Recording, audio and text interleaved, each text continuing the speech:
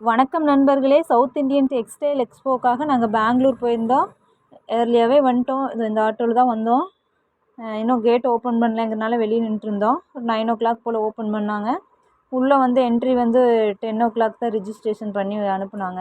பாருங்கள், வெறிச்சோடி இருக்குது. நாங்கள் தான் ஃபஸ்ட்டு. அதுக்கப்புறம் இவங்க வந்தாங்க. இவங்களும் தமிழ் ஆளுங்க தான். அங்கே போய் ஃப்ரெண்ட் ஆகிட்டோம். நிறையா கேரளாக்காரங்க, பெங்களூர் ஆளுங்க, தமிழ் நிறைய வந்திருந்தாங்க. இங்கே வந்து ஒரு 97 ஸ்டால்ஸ் போட்டிருந்தாங்க. எல்லாமே வீவர்ஸ் மட்டும்தான். North Indian weavers. South Indian பார்த்திங்கன்னா தமிழ்நாட்டிலேருந்து சேலத்துலேருந்து 2 வீவர்ஸ் வந்திருந்தாங்க. இது பாருங்கள், வாரணாசி சாரீ. இந்த சாரீயெல்லாம் சூப்பராக இருந்துச்சுங்க. இதுவும் மைண்டில் வச்சுருக்குறோம். எங்ககிட்ட காஸ்ட்லியும் இருந்துச்சு. இதுதான் ஸ்டார்டிங்கு. இதிலேருந்து ஹை நிறைய குவாலிட்டியில் வச்சுருந்தாங்க. சாரீ சூப்பராக இருந்துச்சு. இவங்களாம் தான் ஒரிஜினல் வீவர்ஸுங்க. இவங்களோட ஸ்ட்ரெயிட்டாக கனெக்ட் ஆனோம்னா நமக்கு வந்து ரேட் கம்மியாக கிடைக்கும், நல்ல ஐட்டங்கள் கிடைக்கும். நம்ம கேட்குற ஐட்டம் அவங்க வீவ் பண்ணி தருவாங்க.